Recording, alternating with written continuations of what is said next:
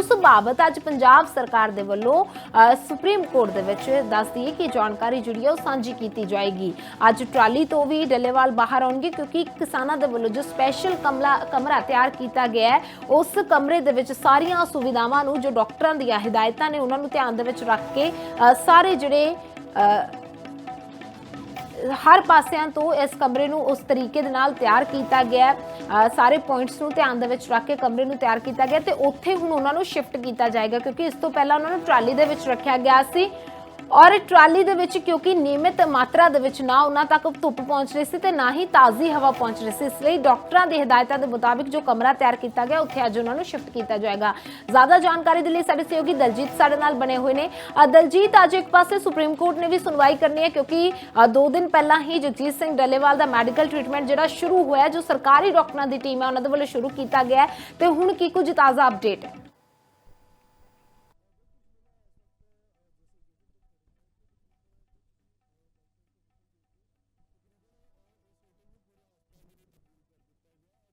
जगजीत सिंह डल्लेवाल का इलाज जो किया जाएगा। नाल ही अगर कोई क्रिटिकल कंडीशन आती है तो उसनूं लैके लगातार जगजीत सिंह डल्लेवाल नूं इत्थे शिफ्ट किया जाएगा क्योंकि अंदर मैडिकल सुविधा नाल लैस जिहड़ा इक्विपमेंट समान रखा गया जिस दे बाबत तुसीं देख पा रहे हो कि बाहर पहले तो एक एंबूलेंस तैनात की गई है, अंदर स्ट्रैचर अते जो मैडिकल सुविधा की जिन्नियां भी जो मशीनां ने वो तैनात की गई ने। तो दूसरे पासे जो तुसीं दूसरी तस्वीर देख पा रहे हो कि इत्थे अज जगजीत सिंह डल्लेवाल का जो 58 दिन च जिहड़ा मरण वरत पहुंच चुके अज उन्होंने बाहर लिया जाएगा क्योंकि लगातार मैडिकल माहरां का कहना है कि लगातार उन्होंने सूरज की रोशनी की जरूरत आ जिस दे चलदियां उन्होंने बाहर की ताज़ी हवा की जरूरत है क्योंकि लगातार 58 दिनों तो वो ट्राली दे विच ही ने ते उस ट्राली दे विच लगातार बिना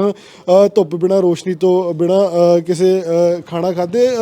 लगातार 58 दिन तो मरण वरते बैठे ने ते लगातार अज हुण उन्होंने ट्राली तो बाहर भी लिया जाएगा। नाल ही दूसरी गल यह है कि अज सुप्रीम कोर्ट दे विच सुनवाई भी है। गलबात करते हैं अभी मैंने कोहाड़ भी मौजूद ने जो लगातार इत्थे डटे हुए हैं। कोहाड़ साहब अज डल्लेवाल साहब ने एक तो बाहर लैके आना उन्होंने सूरज की रोशनी की जरूरत आ बाकी मैडिकल ट्रीटमेंट भी दिता जा रहा है तो अज सुप्रीम कोर्ट च भी सुनवाई की करो। देखो, मुझे लगता है कि जिस तरीके से 18 तारीख की रात को केंद्र सरकार की तरफ से बातचीत का न्योता आया और सीनियर अधिकारी बातचीत का न्योता लेके आए और उसके बाद सारे किसानों के और हम दोनों मोर्चों के नेताओं के दबाव में जगजीत सिंह डल्लेवाल जी ने उनका medical treatment minimum medical aid है वो शुरू कराई गई। वो स्वयं खुश नहीं थे, सहमत नहीं थे, लेकिन हम सब लोगों ने उनको बार बार प्रेशर दे के उनको कहा कि नहीं लेना पड़ेगा ये तो अंत में उन्होंने कहा ठीक है भाई जैसा तुम लोगों की मर्जी हो फिर अपने अनुसार कर लो। गुस्से में आके उन्होंने नाराज़ होकर कहा तो जो स्थिति थी परिस्थिति थी उस अनुसार फैसला लिया गया। अब जहाँ तक बात है माननीय सुप्रीम कोर्ट की, तो माननीय सुप्रीम कोर्ट ने कई बार पहले ये कहा था कि भाई एक बार मेडिकल एड शुरू करो बाकी बात बाद में करेंगे। तो अब वो परमात्मा ने वाहिगुरु ने केंद्र सरकार को भी सद्बुद्धि दी, केंद्र सरकार बातचीत के लिए आ गई। उसके बाद सब लोगों ने बार बार निवेदन करके रिक्वेस्ट करके डल्लेवाल साहब को भी वो मेडिकल एड उनका शुरू करा दिया, चाहे वो ज़बरदस्ती ही कराया हो आप ये कह सकते हैं उस चीज़ को, लेकिन वो शुरू हो गया। तो अब माननीय सुप्रीम कोर्ट ने जो पहले कहा था कि पहले मेडिकल एड हो जाए उसके बाद फिर आगे की बात करेंगे, तो मुझे लगता है कि अब आगे की बात करने का समय आ गया है और माननीय सुप्रीम कोर्ट को आगे की बात तो यही करनी है कि भाई बताओ केंद्र सरकार आप क्या करोगे इन विषयों पे, आप किस तरीके से बातचीत करोगे। अगर आप बातचीत भी करोगे तो मुझे लगता है कि माननीय सुप्रीम कोर्ट को उन चीज़ों को देखना चाहिए, भाई अपनी तरफ से ज़रूर कहना चाहिए। मेरा निवेदन है, हम कोई आदेश नहीं दे सकते माननीय सुप्रीम कोर्ट को, लेकिन हम उनके निवेदन तो विनम्रतापूर्वक कर ही सकते हैं। तो माननीय सुप्रीम कोर्ट से जानकारी ये मेरी सी कि 8-9 घंटे तो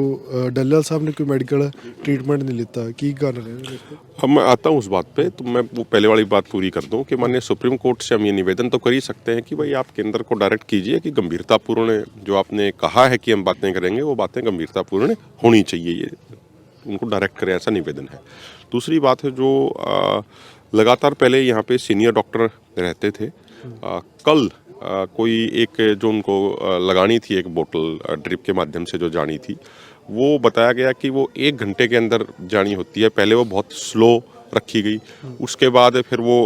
अचानक से वो ज़्यादा तेज़ कर दी गई, तेज़ की गई तो डल्लेवाल साहब को थोड़ा पेन होने लग गया। तो जब उन्होंने उनको कहा मौजूदा डॉक्टर जो थे कि भाई इस तरीके से प्रॉब्लम हो रही है, तो वो स्थिति को ठीक से हैंडल नहीं कर पाए और कुछ सिरिंज जो थी ड्रिप वाली वो बदलते समय भी डल्लेवाल साहब को ब्लड आ गया बाहर। तो मुझे लगता है कि ये बड़ी चिंताजनक स्थिति है। और पहले तो लगातार सीनियर डॉक्टर रहते थे, अब कल उनमें कोई सीनियर डॉक्टर नहीं था या क्या नहीं था, ये तो मुझे लगता है कि प्रशासन को बताना चाहिए। बाकी जो अभी डल्लेवाल साहब सो रहे हैं, अभी ये कल रात की घटना है, तो जो भी पूरी चीज़ आएगी काका सिंह कोटड़ा और हम सारे साथी डिस्कस करके आपको पूरी बात रखेंगे। लेकिन जो मिनिमम जो चीज़ है वो हमारा निवेदन ये जरूर रहेगा कि डल्लेवाल साहब की ज़िंदगी देश के किसानों के लिए और इस देश के लिए बहुत कीमती है। अगर कहीं से 0.01% भी अगर किसी की लापरवाही होगी, चाहे वो हमारी तरफ से कोई हो जाए या कोई प्रशासन की तरफ से इस स्थिति में हो जाए, तो फिर ये मान लो कि आने वाला समय, भविष्य, समाज और परमात्मा वाहेगुरु फिर उनको माफ़ नहीं करेगा जो इस तरीके की लापरवाही करेंगे। तो हमारा निवेदन है,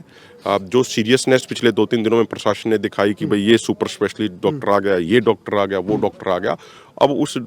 चीज़ में वो ढिलाई ना बरतें, क्योंकि एक एक पल उनकी ਜ਼ਿੰਦਗੀ ਦਾ ਬੜਾ ਕੀਮਤੀ ਹੈ। ਤੇ 14 ਫਰਵਰੀ ਦਾ ਹੁਣ ਸਮਾਂ ਰੱਖਿਆ ਮੀਟਿੰਗ ਦਾ, ਡੱਲੇਵਾਲ ਸਾਹਿਬ ਤਿਆਰ ਹੋ ਰਹੇ ਨੇ ਉਸ ਮੀਟਿੰਗ ਵਾਸਤੇ, ਕਿਉਂਕਿ ਉਹਨਾਂ ਦਾ ਜਾਣਾ ਬੜਾ ਅਹਿਮ ਰਹਿ ਜੂਗਾ ਉਸ ਮੀਟਿੰਗ ਦੇ ਵਿੱਚ। ਮਰਨ ਵਰਤ ਜਾਰੀ ਰਹੂਗਾ ਪਰ ਮੈਡੀਕਲ ਟ੍ਰੀਟਮੈਂਟ ਕੇਵਲ ਲੈਣਗੇ। ਕੀ ਲੱਗਦਾ ਕਿ ਉਸ 14 ਫਰਵਰੀ ਤੱਕ ਉਹ ਰਿਕਵਰ ਹੋ ਪਾਣਗੇ ਤੇ ਜਾਣਗੇ ਉਹ ਮੀਟਿੰਗ ਵਾਸਤੇ? देखो, डल्लेवाल साहब मेंटली बहुत मजबूत व्यक्ति हैं और कुछ साथी पूछ भी रहे थे कल परसों कि भाई डल्लेवाल साहब इतना लंबा अनशन आपने, मतलब 55 दिनों तक तो उन्होंने मेडिकल एड भी नहीं ली, 55वें दिन उन्होंने मेडिकल एड शुरू की। तो उन्होंने एक बात कही कि सब वाहिगुरु, सब ईश्वर करा रहा है सारी चीज़ें। तो मेंटली वो बहुत स्ट्रांग है और जो ये पूरा मामला होता है इसमें मानसिक मजबूती का एक बहुत महत्वपूर्ण रोल होता है। तो जब डल्लेवाल साहब ने तय कर लिया अगर कि भाई मुझे मीटिंग में जाना है, तो फिर वो मेडिकल एड लेते लेते वैसी व्यवस्थाएं बना के एम्बुलेंस की या व्हील चेयर की करके वो पूरे मजबूती के साथ वहाँ पे पहुँचे भी गए, उसमें कोई दिक्कत नहीं है। ਅੱਜ ਉਹਨਾਂ ਨੂੰ ਕਿਸ ਤਰੀਕੇ ਦਾ ਕਮਰਾ ਤਿਆਰ ਕਰਕੇ ਦਿੱਤਾ ਜਾਊਗਾ? ਬਾਹਰ ਲੈ ਕੇ ਆ ਰਹੇ ਹੋ ਰੋਸ਼ਨੀ ਦੇਣ ਵਾਸਤੇ, ਕਿਸ ਤਰੀਕੇ ਦਾ ਕਮਰਾ ਤਿਆਰ? देखो, ये थोड़ा सा कमरा अभी कल भी बातचीत हुई मिस्त्रियों से, अलग अलग मिस्त्रियों से, तो सारी चीज़ें हम चाहते हैं कि मिनिमम ज़रूरतें हैं वो पूरी हों और समाज का सब मतलब मिनिमम ज़रूरतें पूरी करें, चाहे कितना ही खर्चा आए या कुछ भी हो। लेकिन डल्लेवाल साहब की ये भी डायरेक्शन है कि भाई ज़्यादा ज़रूरत से खर्चा नहीं होना चाहिए। समाज का जो पैसा है वो बिल्कुल एक भी पैसा एक्स्ट्रा नहीं लगना चाहिए, कभी कोई मेरे लिए फैसिलिटी तैयार कर दो, ऐसा कुछ भी नहीं होना चाहिए। उन्होंने बड़ा कि जो मिनिमम ज़रूरतें हैं सिर्फ वो पूरी करो। तो बोले क्योंकि हम यहाँ कोई लड़ाई लड़ रहे हैं, हम यहाँ कोई वो रेस्ट करने नहीं आए, हम कोई लड़ाई लड़ रहे हैं। तो जैसे आम किसानों का तंबू होता है उसी तरीके का होना चाहिए। तो इसलिए अब एक ट्रॉली भी ये कल से लाए हैं, इसकी साफ़ सफाई करी गई है। तो हो सकता है कि 2-3 दिन के लिए जब तक ये कमरा पूरा तैयार हो ट्रॉली में रहें। जी जी ਠੀਕ ਹੈ, ਬਹੁਤ ਬਹੁਤ ਧੰਨਵਾਦ। ਤਾਂ ਇਹ ਸਨ ਸਾਡੇ ਨਾਲ ਅਭਿਮਨਿਊ ਕਹਾੜ। ਅੱਜ ਜਗਜੀਤ ਸਿੰਘ ਡੱਲੇਵਾਲ ਹੋਰਾਂ ਨੂੰ 58ਵੇਂ ਮਰਨ ਵਰਤ ਵਾਲੇ ਦਿਨ ਤੋਂ ਅੱਜ ਬਾਹਰ ਰੱਖਿਆ ਜਾਵੇ, ਬਾਹਰ ਲੈ ਕੇ ਆਇਆ ਜਾਵੇਗਾ, ਜਿਸ ਤੋਂ ਬਾਅਦ ਲਗਾਤਾਰ ਇਹ ਟਰਾਲੀ ਪਹਿਲਾਂ ਤੋਂ ਹੀ ਜਿਹੜੀ ਤਿਆਰ ਕੀਤੀ ਗਈ ਹੈ, ਜਿਸ ਵਿੱਚ ਤਕਰੀਬਨ ਸ਼ੀਸ਼ੇ ਲੱਗੇ ਨੇ ਅਤੇ ਜਿਸ ਦੇ ਤਹਿਤ ਇਸ ਵਿੱਚ ਪੂਰੀ ਜਿਹੜੀ ਸੂਰਜ ਦੀ ਰੋਸ਼ਨੀ ਹੋਵੇਗੀ ਉਹ ਪਹੁੰਚ ਪਾਵੇਗੀ। ਨਾਲ ਹੀ ਇਸ ਦੇ ਬਿਲਕੁਲ ਪਿਛਲੇ ਵਾਲੇ ਪਾਸੇ ਇੱਕ ਹੋਟਲ ਨੂੰ ਜੋ ਤਬਦੀਲ ਕਰ ਦਿੱਤਾ ਗਿਆ, ਜਿਸ ਤੋਂ ਬਾਅਦ ਕਾਫੀ ਇੱਥੇ ਸੁਰੱਖਿਆ ਦਾ ਪਹਿਰਾ ਜਾਵੇਗਾ। ਤੇ ਜਾਣਕਾਰੀ ਇਹ ਵੀ ਹੈ ਕਿ ਏਮਸ ਤੱਕ ਦੇ ਜੋ ਮਾਹਰ ਡਾਕਟਰ ਹੋਣਗੇ ਉਹ ਜਗਜੀਤ ਸਿੰਘ ਡੱਲੇਵਾਲ ਦੀ ਸਿਹਤ ਦਾ ਧਿਆਨ ਰੱਖਣ, ਕਿਉਂਕਿ ਲਗਾਤਾਰ ਇੱਥੇ ਪੰਜਾਬ ਦੇ ਜਿੰਨੇ ਵੀ ਕਹਿ ਸਕਦੇ ਮੈਡੀਕਲ ਸੁਪਰਡੈਂਟ ਜਾਂ ਸਿਵਲ ਸਰਜਨਸ ਇੱਥੇ ਆ ਕੇ ਲਗਾਤਾਰ ਮੁਆਇਨਾ ਕਰ ਰਹੇ ਸੀਗੇ। ਕੱਲ ਇਸ ਕਮਰੇ ਨੂੰ ਪੂਰਾ ਜਿਹੜਾ ਹਸਪਤਾਲ ਜਿਹੜਾ ਬਣਾਇਆ ਗਿਆ ਉਸ ਨੂੰ ਲਗਾਤਾਰ ਪੂਰਾ ਤਿਆਰ ਕਰ ਦਿੱਤਾ ਗਿਆ ਅਤੇ ਐਂਬੂਲੈਂਸ ਦੇ ਵਿੱਚ ਪਹਿਲਾਂ ਤੋਂ ਸੁਵਿਧਾ ਰੱਖੀ ਗਈ ਹੈ ਤਾਂ ਜੋ ਕੋਈ ਹੋਰ ਵੀ ਕੋਈ ਵਿਅਕਤੀ ਅਗਰ ਜ਼ਖਮੀ ਹੁੰਦਾ ਤਾਂ ਉਸ ਨੂੰ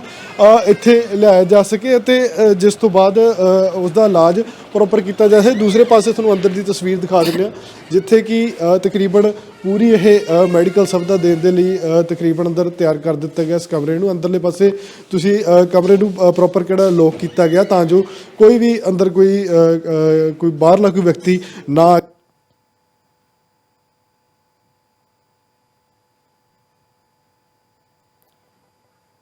ਤਾਂ ਜਗਜੀਤ ਸਿੰਘ ਡੱਲੇਵਾਲ ਜਿਨ੍ਹਾਂ ਨੂੰ ਕਿ ਅੱਜ ਸ਼ਿਫਟ ਕੀਤਾ ਜਾਣਾ ਹੈ ਕਿਉਂਕਿ ਡਾਕਟਰਾਂ ਦੀ ਹਦਾਇਤਾਂ ਦੇ ਮੁਤਾਬਿਕ ਕਮਰਾ ਜਿਹੜਾ ਤਿਆਰ ਕਰ ਲਿਆ ਗਿਆ ਹੈ ਤੇ ਦੂਜੇ ਪਾਸੇ ਜਿਸ ਤਰੀਕੇ ਦੇ ਨਾਲ ਲਿਵਿੰਗ ਇੰਡੀਆ ਨਿਊਜ਼ ਦੇ ਨਾਲ ਗੱਲਬਾਤ ਕਰਦੇ ਹਾਂ ਕਿਸਾਨ ਆਗੂ ਅਭਿਮਨਿਊ ਕੋਹਾੜ ਜਿਨ੍ਹਾਂ ਦੇ ਵੱਲੋਂ ਵੀ ਜ਼ਿਕਰ ਕੀਤਾ ਗਿਆ ਕਿ ਅਸੀਂ ਅਪੀਲ ਸੁਪਰੀਮ ਕੋਰਟ ਨੂੰ ਜ਼ਰੂਰ ਕਰਦੇ ਹਾਂ ਕਿ ਕੇਂਦਰ ਨੂੰ ਇਹ ਨਿਰਦੇਸ਼ ਦਿੱਤੇ ਜਾਣ ਕਿ ਹੁਣ ਢਿੱਲ ਜਿਹੜੀ ਹੈ ਨਾ ਵਰਤੀ ਜਾਵੇ ਕਿਉਂਕਿ ਉਹਨਾਂ ਦੀ ਜ਼ਿੰਦਗੀ ਜਿਹੜੀ ਹੈ ਕਿਸਾਨ ਆਗੂ ਜਗਜੀਤ ਸਿੰਘ ਡੱਲੇਵਾਲ ਦੀ ਜ਼ਿੰਦਗੀ ਜਿਹੜੀ ਹੈ ਉਹ ਬੇਸ਼ਕੀਮਤੀ ਹੈ ਔਰ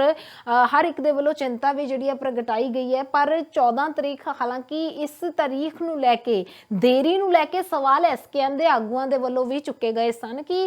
ਇੰਨਾ ਲੰਬਾ ਸਮਾਂ ਜਿਹੜਾ ਇਸ ਮੀਟਿੰਗ ਦੇ ਵਿੱਚ ਪਾਇਆ ਗਿਆ ਉਸ ਦਰਮਿਆਨ ਹਾਲਾਂਕਿ ਜਗਜੀਤ ਸਿੰਘ ਡੱਲੇਵਾਲ ਦੇ ਵੱਲੋਂ ਵੀ ਕਹਿ ਦਿੱਤਾ ਗਿਆ ਕਿ ਉਹ ਭੁੱਖ ਹੜਤਾਲ ਖਤਮ ਨਹੀਂ ਕਰਨਗੇ ਆਪਣਾ ਮਰਨ ਵਰਤ ਜਿਹੜਾ ਇਸੇ ਤਰੀਕੇ ਦੇ ਨਾਲ ਚੱਲਦਾ ਰਹੇਗਾ ਭਾਵੇਂ ਮੈਡੀਕਲ ਟ੍ਰੀਟਮੈਂਟ ਉਹ ਲੈ ਰਹੇ ਨੇ ਪਰ ਇਸ ਨੂੰ ਲੈ ਕੇ ਚਿੰਤਾ ਜ਼ਾਹਰ ਜਿਹੜੀ ਹੈ ਉਹਨਾਂ ਦੇ ਐਸਕੇਐਮ ਸਾਥੀਆਂ ਦੇ ਵੱਲੋਂ ਵੀ ਕੀਤੀ ਗਈ ਹੈ ਐਸਕੇਐਮ ਦੇ ਆਗੂਆਂ ਦੇ ਵੱਲੋਂ ਵੀ ਇਹੀ ਜ਼ਿਕਰ ਕੀਤਾ ਗਿਆ ਸੀ ਕਿ ਇਸ ਮੀਟਿੰਗ ਨੂੰ ਜਿਹੜਾ ਥੋੜਾ ਜਲਦ ਕੀਤਾ ਜਾਵੇ ਕਿਉਂਕਿ ਜੇਕਰ ਜਗਜੀਤ ਸਿੰਘ ਡੱਲੇਵਾਲ ਨੂੰ ਇਸ ਦਰਮਿਆਨ ਕੁਝ ਵੀ ਹੁੰਦਾ ਤਾਂ ਉਹ ਇੱਕ ਬਹੁਤ ਵੱਡੀ ਲਾਪਰਵਾਹੀ ਹੋਏਗੀ ਤਾਂ ਹੁਣ ਇੱਕ ਟ੍ਰੀਟਮੈਂਟ ਲਈ ਜਿਹੜਾ ਕਮਰਾ ਹੈ ਉਹ ਤਿਆਰ ਕਰ ਦਿੱਤਾ ਗਿਆ ਜਿਸ ਦੇ ਵਿੱਚ ਜੋ ਡਾਕਟਰਾਂ ਨੇ ਸੁਝਾਅ ਦਿੱਤੇ ਹਨ ਜੋ ਡਾਕਟਰਾਂ ਦੇ ਵੱਲੋਂ ਹਿਦਾਇਤਾਂ ਦਿੱਤੀਆਂ ਗਈਆਂ ਨੇ ਉਹਨਾਂ ਨੂੰ ਮੱਦੇਨਜ਼ਰ ਰੱਖ ਕੇ ਪ੍ਰੋਪਰ ਜਿਹੜੇ ਨੇ ਹਰ ਕਿਸ ਤਰੀਕੇ ਦੀ ਫਸਲ ਔਰ ਅੱਜ ਕਿਉਂਕਿ ਸੁਪਰੀਮ ਕੋਰਟ ਦੇ ਵਿੱਚ ਵੀ ਸੁਣਵਾਈ ਹੋਣੀ ਹੈ ਇਸ ਮਾਮਲੇ ਨੂੰ ਲੈ ਕੇ ਤਾਂ ਵੇਖਣਾ ਅਹਿਮ ਰਹੇਗਾ ਕਿ ਸੁਪਰੀਮ ਕੋਰਟ ਦੇ ਵੱਲੋਂ ਹੁਣ ਕਿਸ ਤਰੀਕੇ ਦੀ ਹਿਦਾਇਤਾਂ ਜਿਹੜੀਆਂ ਨੇ ਦਿੱਤੀਆਂ ਜਾਂਦੀਆਂ ਨੇ ਹਾਲਾਂਕਿ 29 ਤਾਰੀਖ ਨੂੰ ਸੁਪਰੀਮ ਕੋਰਟ ਵੱਖਰੇ ਤੌਰ ਤੇ ਐਮਐਸਪੀ ਦੀ ਲੀਗਲ ਗਾਰੰਟੀ ਨੂੰ ਲੈ ਕੇ ਵੀ ਸੁਣਵਾਈ ਕਰਨ ਜਾ ਰਹੀ ਹੈ ਔਰ ਇਸ ਬਾਬਤ ਕੇਂਦਰ ਨੂੰ ਸਮਾਂ ਜਿਹੜਾ ਉਹ ਦਿੱਤਾ ਗਿਆ ਸੀ ਕਿ ਕੇਂਦਰ ਆਪਣਾ ਸਟੈਂਡ ਸਪਸ਼ਟ ਕਰੇ ਕਿਉਂਕਿ ਐਮਐਸਪੀ ਦੀ ਜਿਹੜੀ ਲੀਗਲ ਗਾਰੰਟੀ ਹੈ ਉਹ ਇੱਕ ਬੇਹੱਦ ਮੇਜਰ ਮੰਗ ਹੈ ਕਿਸਾਨਾਂ ਦੀ ਤਾਂ ਉਸ ਦੇ ਉੱਪਰ ਵੀ ਵੱਖਰੇ ਤੌਰ ਤੇ ਸੁਪਰੀਮ ਕੋਰਟ ਨੇ ਫੈਸਲਾ ਲਿਆ ਕਿ ਉਹ ਸੁਣਵਾਈ ਕਰਨਗੇ ਤੇ ਕੇਂਦਰ ਨੂੰ ਸਮਾਂ ਵੀ ਦਿੱਤਾ ਗਿਆ ਕਿ ਕੇਂਦਰ ਵੀ ਆਪਣਾ ਸਟੈਂਡ ਜਿਹੜਾ ਸਪਸ਼ਟ ਕਰੇ ਪਰ ਦੂਜੇ ਪਾਸੇ ਕਿਉਂਕਿ ਜਗਜੀਤ ਸਿੰਘ ਡੱਲੇਵਾਲ ਦੇ ਮਾਮਲੇ ਨੂੰ ਲੈ ਕੇ ਕਿਉਂਕਿ ਲਗਾਤਾਰ ਸੁਣਵਾਈਆਂ ਜਿਹੜੀਆਂ ਨੇ ਹੋਈਆਂ ਨੇ ਸੁਪਰੀਮ ਕੋਰਟ ਦੇ ਵਿੱਚ ਤੇ ਅੱਜ ਮੁੜ ਤੋਂ ਇਸ ਮਾਮਲੇ ਦੇ ਵਿੱਚ ਸੁਣਵਾਈ ਹੋਏਗੀ ਕਿਉਂਕਿ ਅੱਜ ਪੰਜਾਬ ਸਰਕਾਰ ਦੇ ਵੱਲੋਂ ਸਟੇਟਸ ਰਿਪੋਰਟ ਜਿਹੜੀ ਹੈ ਜਗਜੀਤ ਸਿੰਘ ਡੱਲੇਵਾਲ ਦੀ जो मेडिकल रिपोर्ट है और ये तमाम जानकारी जी है साझी की जाएगी।